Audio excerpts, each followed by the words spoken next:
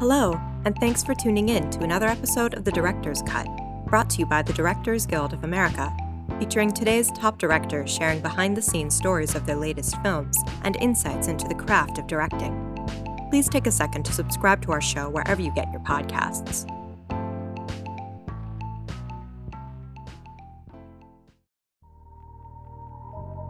This episode takes us behind the scenes of director Tina Gordon's new comedy, Little. The film tells the story of tech mogul Jordan Sanders, who awakens one morning in her 13-year-old body. With only her long-suffering assistant in on the secret and a do-or-die presentation on the line, Jordan must find a way to navigate through her new situation and learn how her ruthless approach to life affects the people around her. In addition to Little, Ms. Gordon's other directorial credit is the feature film Peoples. Following a recent screening of the film at the Harmony Gold Theater in Los Angeles, Ms. Gordon spoke with director Tina Mabry about filming Little. During their conversation, Ms. Gordon discusses her journey to directing the film, working with the film's star and executive producer Marseille Martin, and how she orchestrated the film's climax, which revolves around a tricky dance sequence.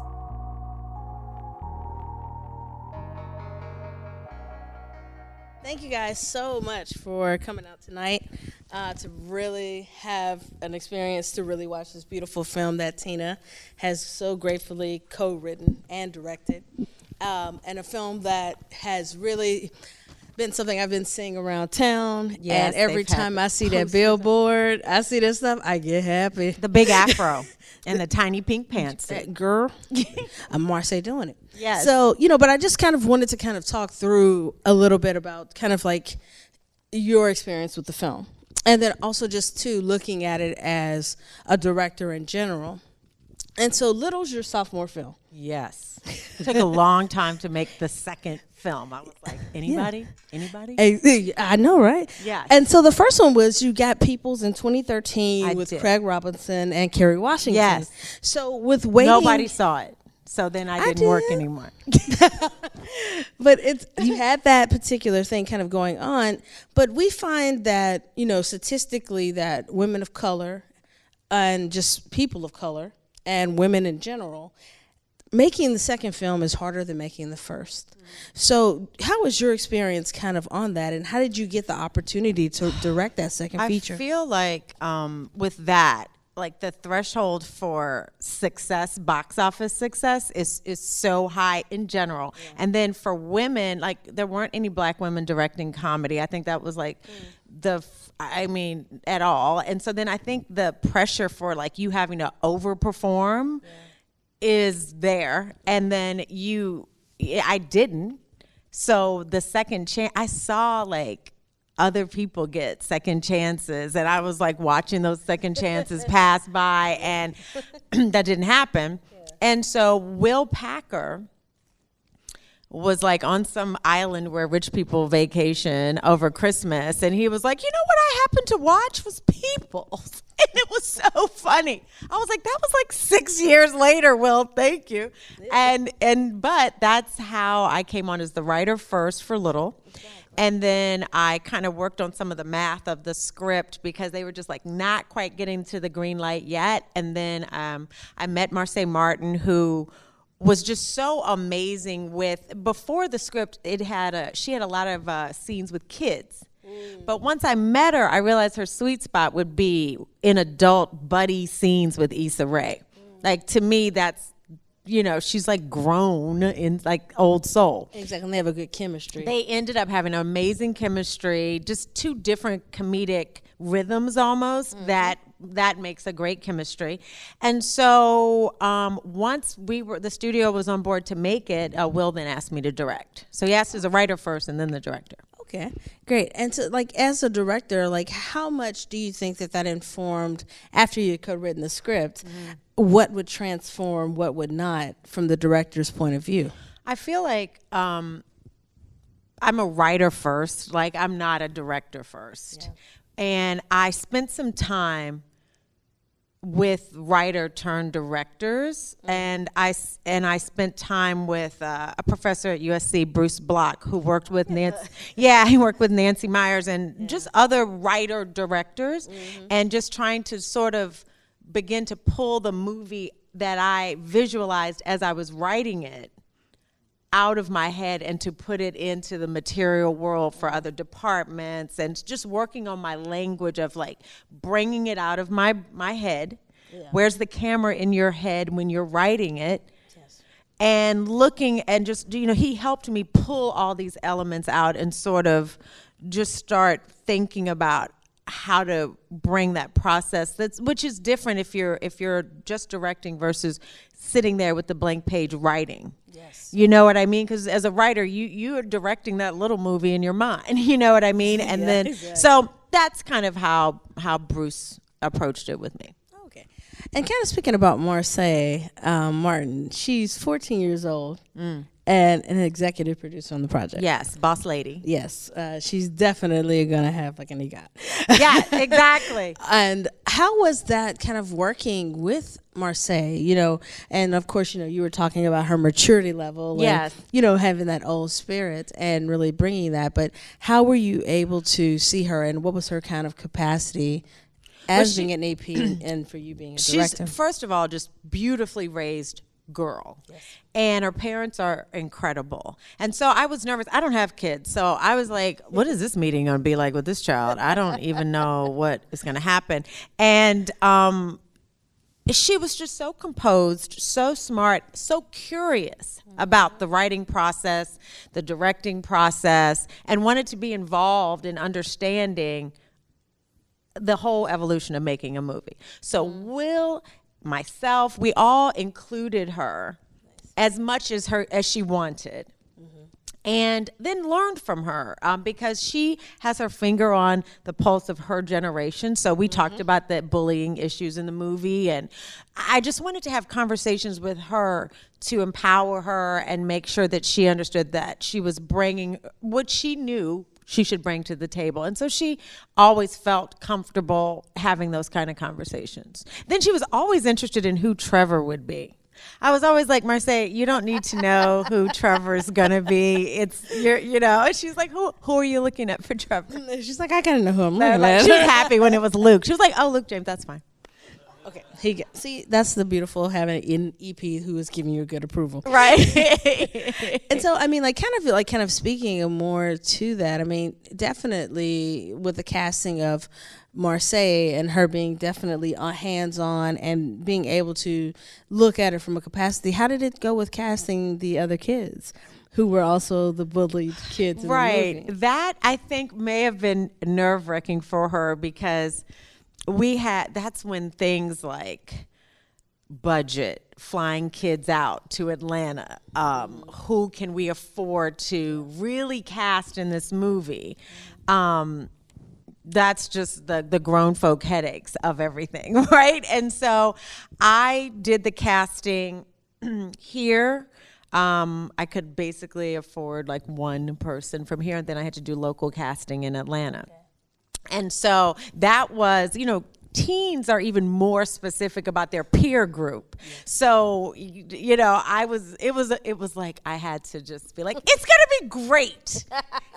You're going to love all the Atlanta actors in this movie. And eventually they became friends.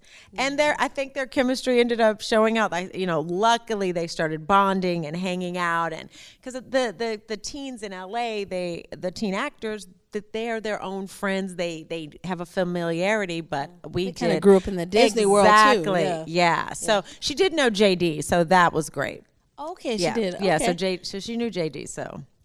And so, I mean, how was it coordinate that final dance? I mean, and he's a beautiful singer. Ooh, that was definitely a case of, I wrote that scene, Tina, and I was just like, if there was another writer to blame, I would have been like, God, what writer wrote this? Was like the dumbest idea. It's like you have 300 kids in the audience. Everybody's going to pumpkin out in like 7 hours, and Sean Bankhead, who does amazing choreography for like Missy Elliott and like all these incredible videos, he did our dance choreography, but it was a lot to pull off, And so, and then kids have like they're nervous about performing in front of their peers, like acting, sure, but they're not dancers. And so it was a long, arduous, but it was fun. But how did you make them comfortable? Did you get up there and start I had to popping dance. too? Okay. Yes, I had to dance. The same with the ball that hits Marseille. I just had to take one for the team. Even the adults made me dance. So like the Four Seasons, Marseille loved dancing, but Issa would be like, "Well, could you show me?" And I knew it was just like, oh, daggone it. And so it was. Issa putting you on the spot. Issa put me on the spot because she's not a fan of dancing. And so I was like, I just would swallow hard and be like, it's easy. Yes, I'm happy to do it. But I'd be like, But that's what happened. Yeah. How long did it take you to learn how to do? I don't even know what the hell that dance was flossing called. and Y'all have hyping and everything. I don't know if I ever learned to do it, but I did stand up there to make a fool out of myself. And, once I take the hit, then all the kids can laugh and then we can shoot. And so I think that's really something that's really important, of being able to know as a director of how to have your vulnerability out there in order to really work with actors who are extremely vulnerable, and it's a scary moment. Yes. And for you to kind of put yourself out there. I didn't realize, for example, the scene where Marseille has to hug Luke. Really, I trimmed back the scene, but she's like nuzzled in his neck in the full scene. I had to cut it back a little bit so people didn't get like creeped out. And she was having difficulty doing it. And then I said, I think it's easy. Just put your nose like right here on his neck. And then sniff him. And then Luke goes, well, you do it. You show her.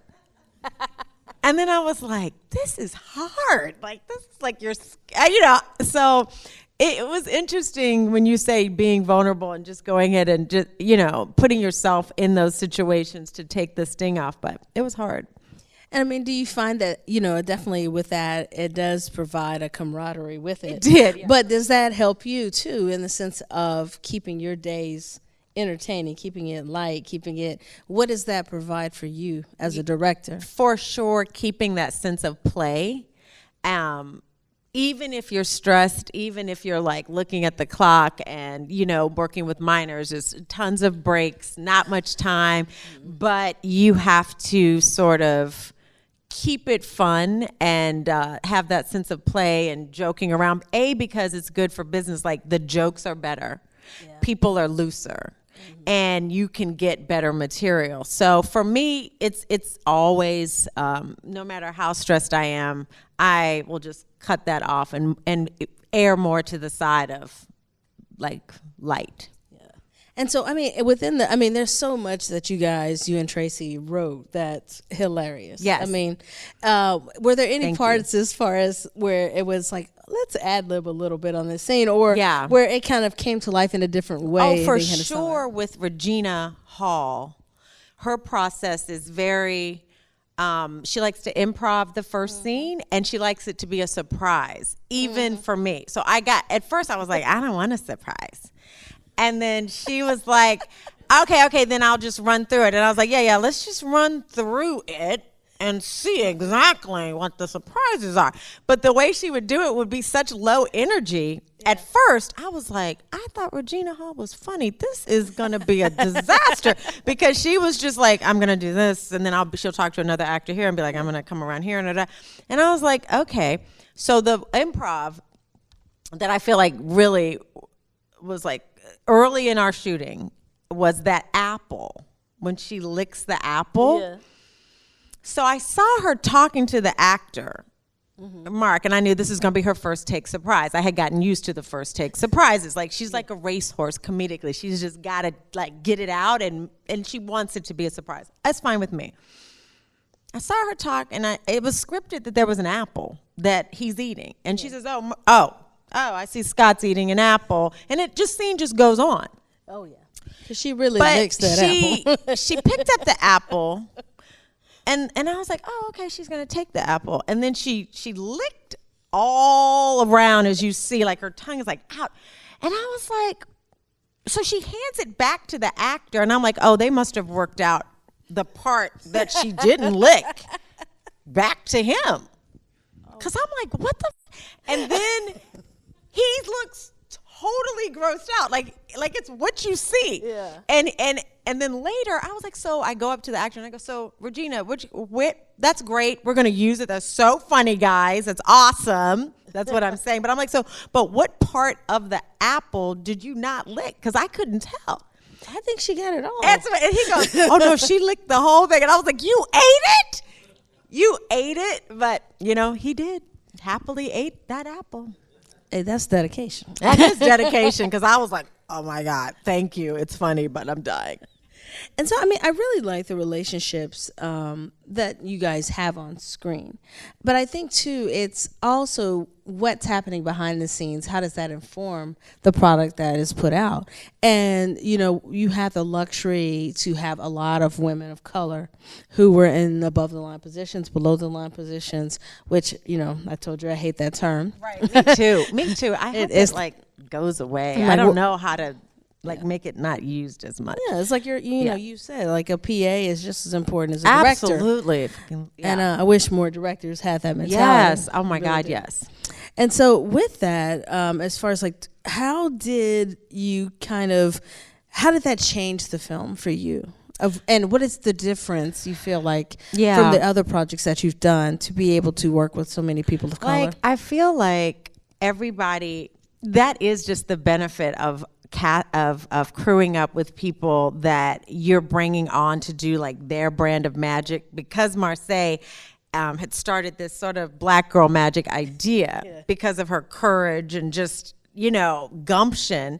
That made Regina and Issa step in and say, okay, we're gonna roll with you on this. That made me. Then I looked to people like the costume designers, the production, the art on the wall, the wardrobe. And the idea was that go free.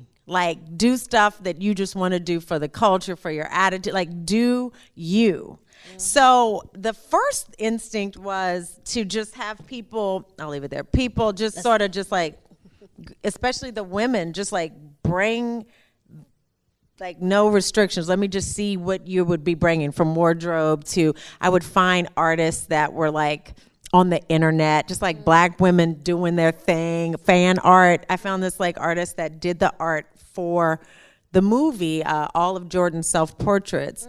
Or is this a sister I found on the internet? Mm-hmm. She did some fan art of Issa.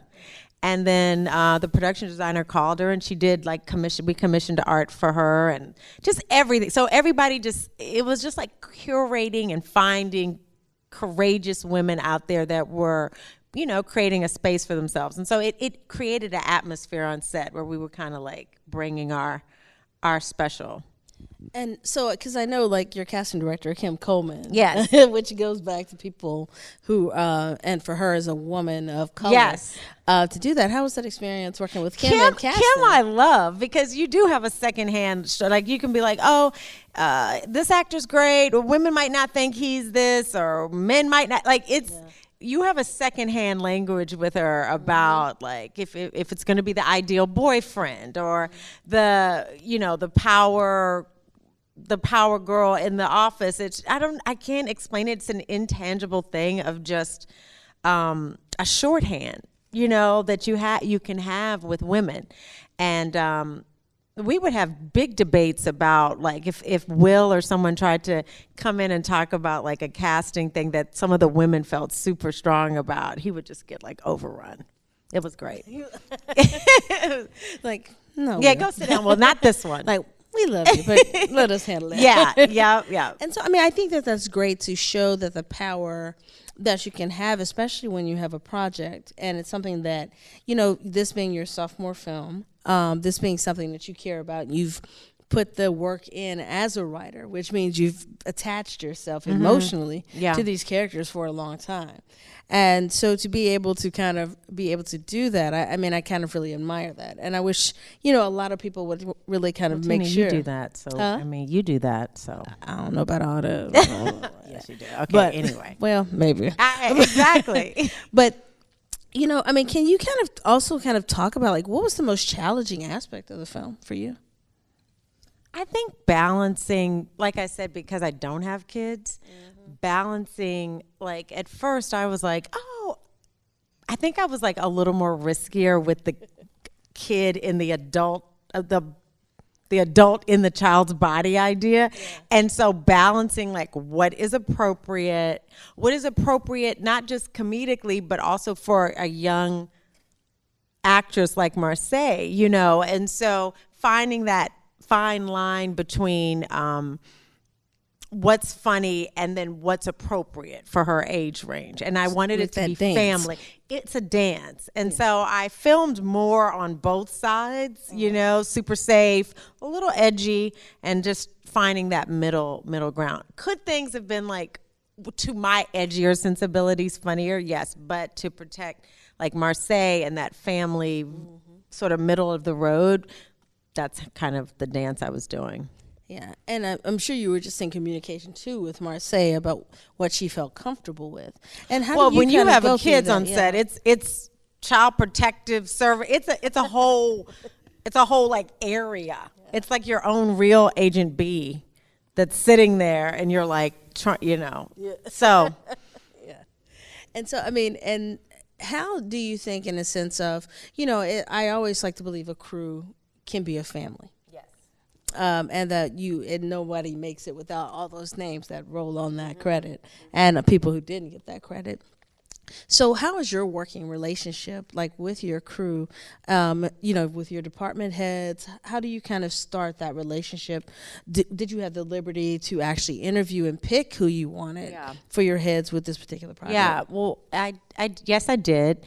And I did a mix. I met everybody, and I would meet several people in that position, you know, and some, because it was only my second film, I would go on recommendations of experienced filmmakers and say, well, who do you like? And should I meet with them or should I not? Like, who do you think? And then from there, I just instantly go to visuals. Like, how do you see this? And I try not to download them from me too soon, because I just try to see how to get the best out of them first, and like what you can bring. And I see them doing that dance too, of like, should I say too much? Should I not say enough? Because, you know, people want, you know, they're just like, I want to get this job, but I'm just trying to figure out, like, I don't want to say too much. But you can like never say too much to me. I might you know, not like it, but I love to just have that first rush of all your ideas and seeing what that is. So it's collaborative. And then it starts the shape up of like you getting a sense of my taste and what it would be for the whole picture.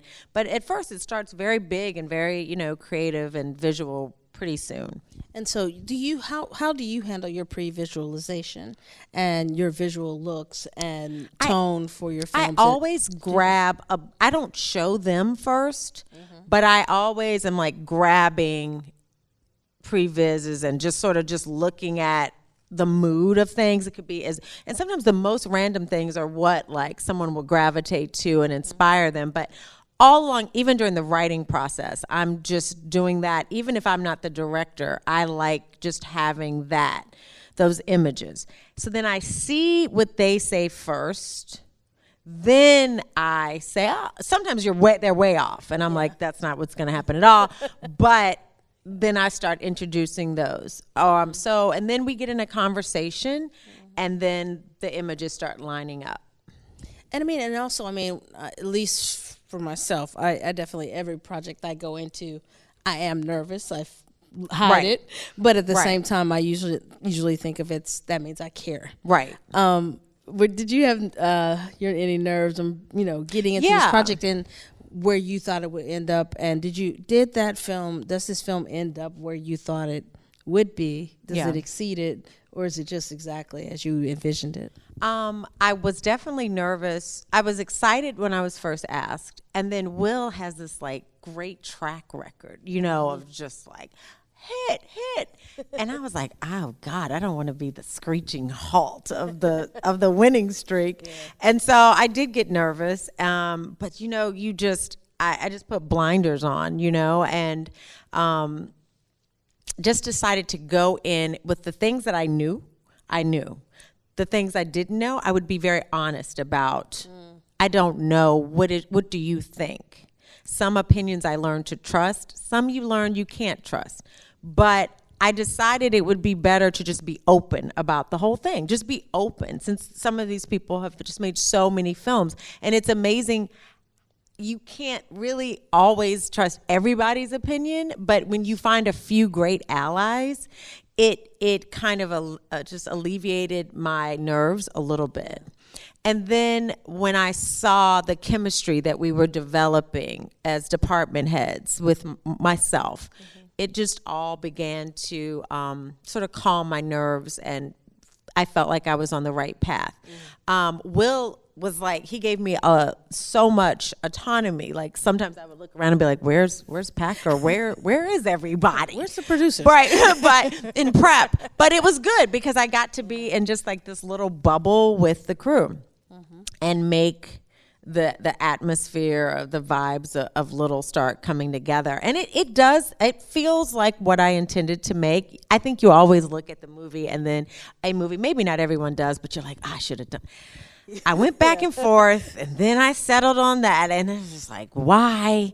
So I still do that. And I'll wake up like with a nightmare of just like, why did I, Yeah, I feel like that's always going to be the case. Maybe, I don't know. Well, I mean, I think that's probably part of where we look at how do we hone our craft and get better. Yes.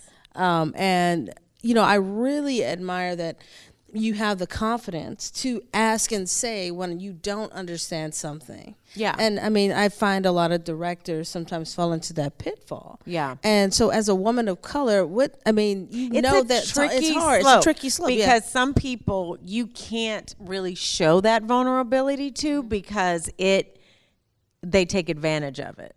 So you have to really pick. Pick them people. Who the people? You have to pick wisely, or ask in a way that is still very in control. Do you know what I mean? Until you can learn who is on your team, sincerely. And so you end up having great allies, but it takes a minute. I mean, do you ever have someone or people that you bring on the project that is like, this is definitely an ally? And I feel like honestly for Little, I met so many. I was lucky. Yeah. And I also asked a lot of questions. That's a perfect example of like talking to other producers and filmmakers and being like, what was your experience working with them? What should I be looking for in this person?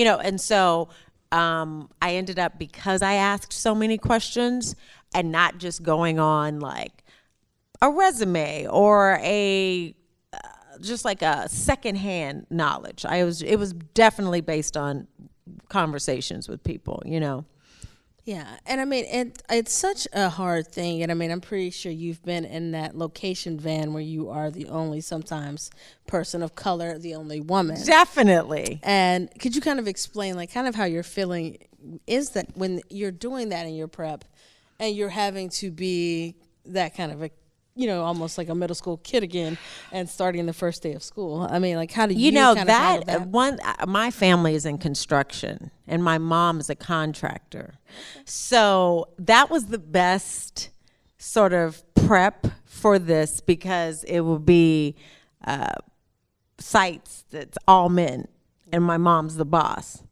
And so that helped me, honestly. It's two totally different lines of work, but I did grow up watching her and how she navigated having a friendly, caring work site, but she was the boss, on a site. And so I laugh all the time when she comes to my set. She's like, it's so much like building. You know what I mean? It's like the same guys or whatever, But I don't know.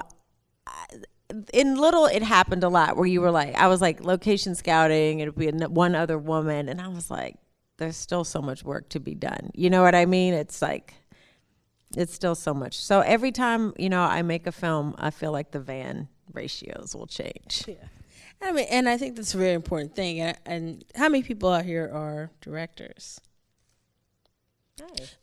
If y'all don't raise your hand, how? Oh, Spike! I see Spike. That's my AD. Hey, Spike. Hey, Spike. Yes. He said he was coming. See, hey, Spike. And speaking of ADs, I mean, in the working relationship and Spike, how close terrible was that? Was it brutal? Oh, really? Okay. All right. And I mean, how do you we spend a lot of time with our first ADs, with our second seconds, and really navigating that. And what have you over the years really learned of what's the best way to work with those different personalities that you may have with people who are ADs, some that are too slow, some that are yellers. How do you combat these kind of things? Yeah. I would die. Spike is very quiet. He's like the opposite of a yeller, right? No, I would die if an AD was a yeller. No way. How would you handle that on set? How did I handle? How would you handle that? I mean, Sorry, that hard would, question. that would just not. I Yeah, just yeah. couldn't. I couldn't keep that AD, or we would have to have a conversation about that because, the AD sets the tone in so many ways that I cannot, because I'm doing, we just million have other two things. separate jobs. Yeah. But they feel the energy of that AD throughout the whole set. So I can't imagine, I just couldn't tolerate it. It's such a reflection of me, and then just so bad for the production that it just wouldn't be my style, you know? And that's a great thing that a lot of people sometimes will just take it, Yeah. try to go on to the next project, but find themselves wounded. Yes. By that, and I find people, that you end up, I end up hiring, and they're like, oh my God, listen, you're going to have to give me a minute. Like, I'm stressed from that last job, and it just like, you know what I mean? PTSD. Yeah, exactly. And so I noticed that sometime where I'd be like, oh my God, what happened to this person? Like they are like definitely traumatized by treatment on a set. You know what I mean? It's like, no. And so when you do find out, and you have so many crew members who are like, oh my God, you're nice. Yeah. You actually speak to me in the Yeah. morning. So, what do you think as a director, how do we change the nature of where they've had the norm of being on set where everyone is not thought of as equal? Yeah. Where, there are times where people are really abused in all kind of ways. Yeah. Be that psychologically, sexually, or whatever Right. it may be. So how are you kind of helping fight that fight to prevent that? I noticed that, and I was surprised by it. And I feel like demonstrating kindness and leadership and doing your job really well shows people that it can all go together. Like verbally abusing people does not make you like some super effective leader. That I don't know. I have seen that. I guess this is a thing. You know what I mean? And so as I was in production, I noticed that, and that was just my thing, was just like, listen, kindness, leadership, and collaboration. We all were in it together. I don't think you could really tell who was who in terms of hierarchy or anything like that. You were carrying your own chair, and then you get in trouble. Yeah, right. Right, exactly. So yeah. And so, I really have to congratulate you, and I know you guys really felt the same as far as with the film, that it's truly something that is for all ages. And it's not something that it's not something that is completely stuck in either being a female kind of attracting film or a person of color kind of film, because it's the whole thing of being an outcast. Yes. And how do we find our place in this world? So, I really, and I'm sure you guys probably have a million questions for Tina, but yeah, you do. I got a lot of questions too, but I just really want to congratulate you on your film, on the success, and what do you have next on the horizon? I'm doing another film with Will at Universal. So Sisters Got a Job. Amen. Amen. I don't know. I think they're announcing it soon, so that'll be coming up. And back to writing. So we'll see. And so, right now, we're having a little trouble with the WGA, and but you're a hyphenate. How are you kind of navigating this kind of tumultuous time within our guild? I'm going to see, it's just like I have to just go through these deals and see how this is going to fall out for me. I mean, I feel like the biggest arguments are between the biggest issues right now don't affect me necessarily because I don't have these big packaging deals, but I support the Guild, and I guess for myself and my own deals, I just have to go through the process and see how's it going to work. Like, it's just new right now, And so I just wanted to know if you guys, you had anything you wanted to really leave the audience with, some kind of knowledge or advice. Gee, Tina, knowledge? Oops, sorry, y'all. or joke. No. You do comedy, so I don't know if I have. Thank you all for coming. Is all I wanted to say. And what advice would you give? I mean, because we have directors out here who are really in the process of in their career, going into their career. How many ADs do we have out here? Beautiful.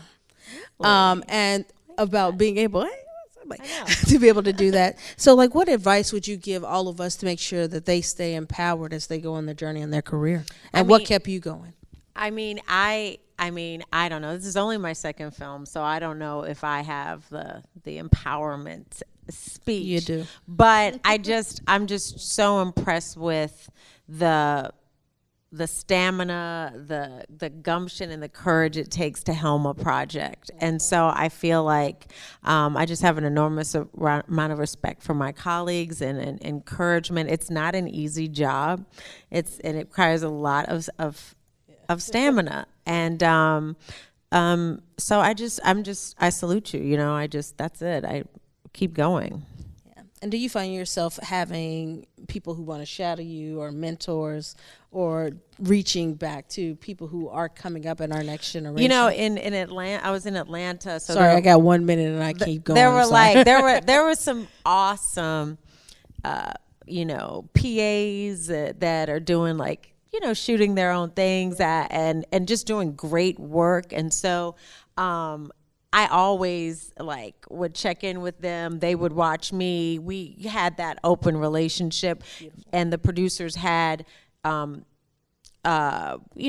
students from Spelman and Morehouse and always coming through. So Atlanta was great for that, for just exposing people that otherwise would not be on sets, coming through. So yes, for sure. That's always satisfying. It's a reward because they bring a great energy, to set. Most definitely. And I mean, I definitely applaud you for looking at the generation behind us and making sure that they don't have worse experience than we did or the same experience. Oh, I love putting them on the spot and just being like, well, what do you think about the scene? Come over. What are we talking about? And they will come over and have those experience, blurring the lines of who's involved and giving feedback. I think it's fun on set. Yeah, you are a beautiful soul. Sorry, you are a beautiful So glad artist. you came over to do this. Thank you for having me. You're just such a warm awesome. spirit. I was like, Tina, yes. Just such a warm spirit, and your work reflects in what you do. And I'm sorry, ATL and Drumline is still some of my favorite movies, and I'm going to watch ATL again. And shout out to Lauren. We could just keep going. We could keep going, but if you have to decide, can I call whether or not the audience can answer questions afterwards? But I'm pretty sure, that. That you guys have any questions for Tina. She's so nice, she'll probably answer them. But congratulations. Can't wait to see the numbers come out this week. And thank you. I cannot wait to see what you have next, girl. As me to you, Miss Tina. Thank you. Thank you. Thank you, guys. Thank you. Thank you so much. Thanks for listening to another DGA Q&A. If you'd like to hear more, you can find past episodes of The Director's Cut wherever you listen to podcasts. Be sure to subscribe so you don't miss an episode. Also, if you're enjoying our show, please take a moment to rate and review us. We'd love to hear your feedback, and you can help fellow cinephiles find the show. Thanks again for listening, and we'll see you next time. This podcast is produced by the Directors Guild of America. Music is by Dan Wally.